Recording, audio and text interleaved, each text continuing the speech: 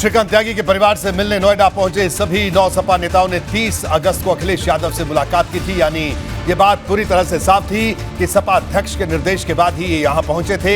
गालीबाजी के आरोपी श्रीकांत त्यागी पर जब माहौल गरमाया था, तब सपा ने नोएडा के स्थानीय नेताओं ने भी उस पर सख्त एक्शन की मांग की थी। अब अखिलेश के ताजा रुख पर नोएडा में पार्टी के उपाध्यक्ष शैलेंद्र कुमार वर्णवाल ने सवाल खड़े करते हुए इस्तीफा दे दिया। शैलेंद्र ने लिखा कि जिस अपराधी प्रवृत्ति के व्यक्ति से भाजपा ने दामन छुड़ा लिया, उसे भला सपा कैसे चिपका सकती है।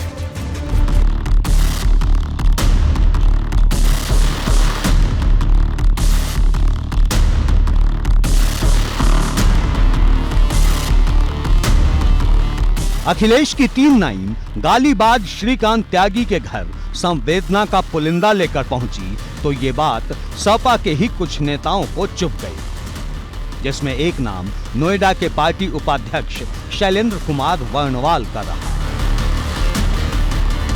अखिलेश की रणनीति से नाराज होकर शैलेंद्र कुमार वर्णवाल ने पार्टी के पद और सदस्यता से इस्तीफा दे दिया। इस्तीफे वाली चिट्ठी उन्होंने पार्टी प्रदेश अध्यक्ष नरेश उत्तम को लिखी, जिसमें कहा गया, श्रीकांत त्यागी के परिवार से मिलने के फैसले से मैं असहमत हूं। मैं पार्टी की प्राथमिक सदस्यता से अपने सहयोगियों के साथ इस्तीफा देता हूं, क्योंकि महिलाओं के साथ गाली गलौज, धक्का मुक्की और बदतमीजी मुझे बर्दाश्त नहीं। आखिर अखिलेश यादव इनाम घोषित अपराधी के परिवार से मिलने की अनुमति कैसे दे सकते हैं? जिस आपराधिक प्रवृत्ति के व्यक्ति से भाजपा ने दामन छोड़ा लिया, उससे सपा कैसे चिपक सकती है? शैलेंद्र कुमार ने अपनी चिट्ठी में कई चुभने वाली बातें लिखी। ये भी कहा कि सोसाइटी में 10 लोग भी ऐसे नहीं जो श्रीकांत त्यागी के समर्थन में हैं, क्योंकि सभ्य समाज में कोई भी इंसान महिला के साथ दुर्व्यवहार को बर्दाश्त नहीं करेगा, फिर वो किसी भी जाति का हो या किसी भी संप्रदाय का। शैलेंद्र कुमार वर्णवाल ने पूछा, जब ये मामला ठंडा पड़ रहा था तो अचानक महिला विरोधी निर्णय क्यों लिया गया? देखिए, पहले तो ये घटना दुर्भाग्यपूर्ण है। इस घटना के पीछे यही समाजवादी और बहुजन समाज पार्टी के लोगों को, जो पिछले 20 सालों में उत्तर प्रदेश में जाति की राजनीति करके, तुष्टीकरण की राजनीति करके समाज के वातावरण को बिगाड़ने का काम किया है, ऐसी घटनाओं के पीछे इन्हीं सब परिवेश है। दूसरी बात, जो मिलने गया है उसमें स्वयं अपराधी हैं और उनकी लोकल यूनिट स्वयं विरोध कर रही है। शैलेंद्र कुमार वर्णवाल भले ही पार्टी की नीतियों से परेशान होकर अलग हो गए, लेकिन सपा की कोशिश पश्चिमी यूपी में त्यागी बिरादरी को साधने की है। यही वजह है कि जिस टीम का अखिलेश के निर्देश पर गठन हुआ, उस टीम के 9 सदस्यों में 5 त्यागी समाज के थे। शैलेंद्र कुमार ने अपनी चिट्ठी में लिखा, प्रतीत होता है कि ये प्रतिनिधिमंडल सिर्फ श्रीकांत त्यागी को संतुष्ट करने के लिए भेजा जा रहा है, क्योंकि ज्यादातर सदस्य उसी की जाति के हैं, जबकि पीड़ित महिला की जाति का एक भी सदस्य उस डेलीगेशन में नहीं रखा गया है। इसका मतलब सपा के इस डेलीगेशन से जातीय संघर्ष को बढ़ावा मिलेगा। सपा पर पहले से ही जातीयता का ठप्पा लगता रहा है। भारतीय जनता पार्टी में किसी भी तरीके की आपराधिक जो है टिप्पणियां तक को बर्दाश्त नहीं करा जाता है।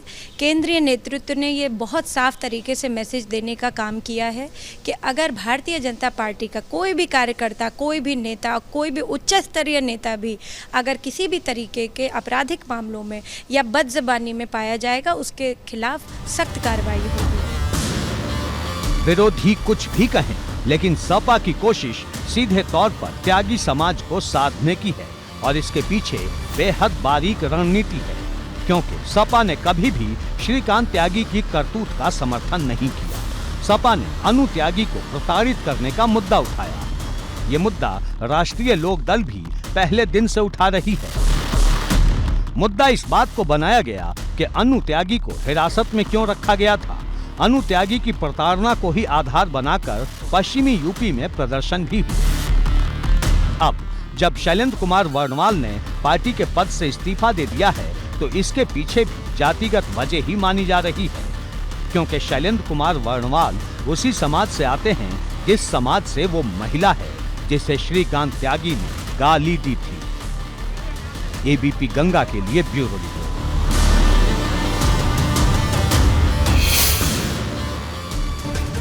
और इस बीच श्रीकांत त्यागी की मुश्किलें और बढ़ गई है। गैंगस्टर एक्ट के केस में उसकी जमानत याचिका खारिज कर दी गई है। पुलिस ने अदालत में उस पर दर्ज 3 नए और 6 पुराने केस की पूरी जानकारी पेश की। 9 अगस्त को त्यागी को नोएडा पुलिस ने गिरफ्तार कर जेल भेजा था। अभी वो फिलहाल सलाखों के पीछे रहेगा।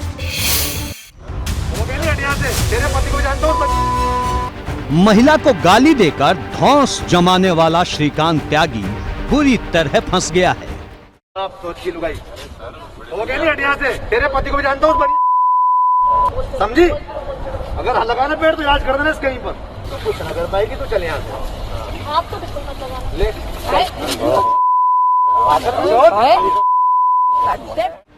गैंगस्टर के मुकदमे में श्रीकांत त्यागी ऐसा उलझा है कि जेल से बाहर आने की उम्मीद बार बार धराशायी हो जा रही है। गैंगस्टर के मामले में श्रीकांत त्यागी जमानत चाहता था, लेकिन कोर्ट ने उसकी याचिका खारिज कर दी। यानी गालीबाज त्यागी अभी जेल में ही रहेगा। पुलिस ने कोर्ट में श्रीकांत त्यागी पर चल रहे 3 नए और 6 पुराने मामलों की पूरी जानकारी दी, जिसके बाद ये फैसला लिया गया।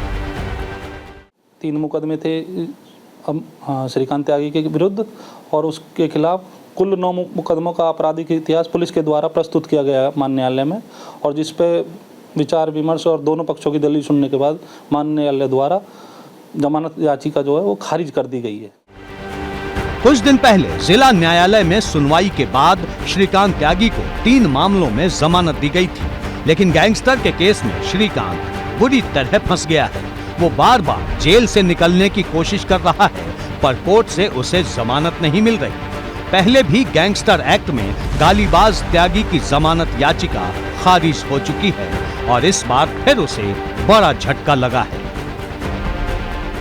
वर्तमान में श्रीकांत त्यागी के विरुद्ध 3 मुकदमे पंजीकृत हुए थे। उन्हीं के आधार पर श्रीकांत त्यागी के विरुद्ध गैंगस्टर की कार्रवाई की गई और उसमें बाकी अन्य मुकदमों में उसकी जमानत हो गई है और गैंगस्टर एक्ट में उसके खिलाफ जमानत प्रार्थना पत्र निरस्त कर दिया गया है।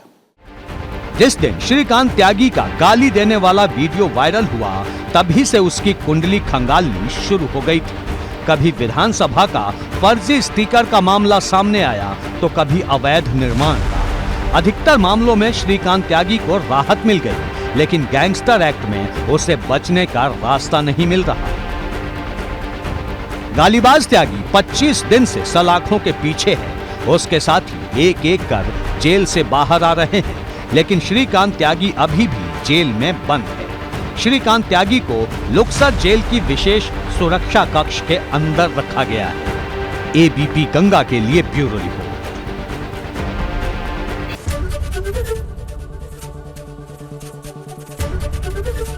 एबीपी गंगा, खबर आपकी, जुबान आपकी।